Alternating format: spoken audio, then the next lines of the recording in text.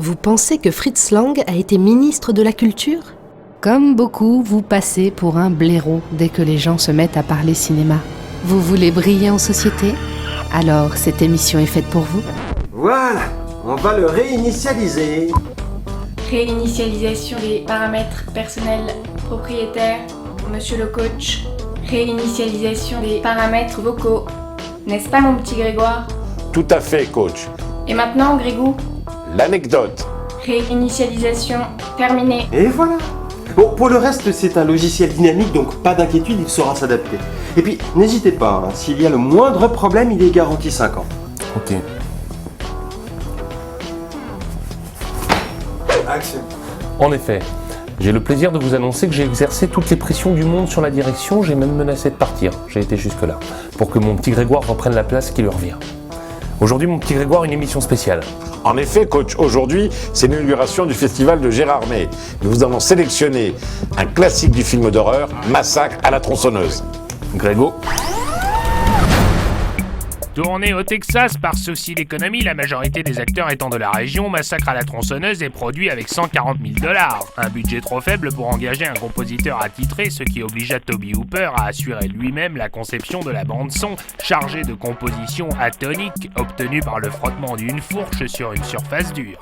Saviez-vous que le titre original de Massacre à la tronçonneuse ne fut choisi que quelques semaines avant la sortie du film, et que l'on pensa à l'appeler Leatherface ou Head Cheese, que selon la légende, le comédien Gunnar Hansen, professeur universitaire qui incarne le tueur, était très isolé du tournage, les autres comédiens étant effrayés par sa composition du personnage.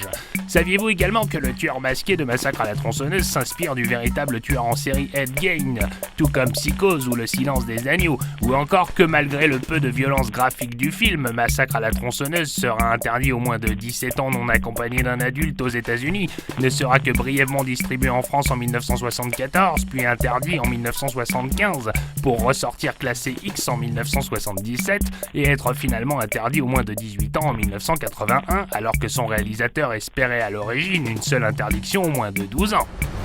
Et maintenant, Grégoire. L'anecdote. Putain, j'ai attendu ça tellement longtemps. L'anecdote qui calme tout le monde, même tes amis les plus calés. Vous êtes-vous déjà demandé pourquoi une tronçonneuse ? Car le tueur aurait pu attaquer ses victimes à l'aide d'un tournevis, d'un cutter ou encore d'une ponceuse, ce qui, je vous l'accorde, aurait peut-être été un petit peu plus long. Bon, ça vaut bien 50 000 € ça. Et bien de son propre aveu, Toby Hooper a choisi la tronçonneuse comme arme pour son tueur, car le bruit terrifiant de la machine en marche remplaçait n'importe quelle musique qu'il aurait pu mettre sur les scènes de meurtre. Merci qui ? Merci qui ? Merci qui ? Merci qui ? Merde, Grégoire, Merci ça va ? qui ? Ta gueule, toi t'es viré. Merci qui ? Non. Merci qui ? Non. Erreur fatale. Fermeture Windows 95. Mon robot. Mon beau robot. Allô ?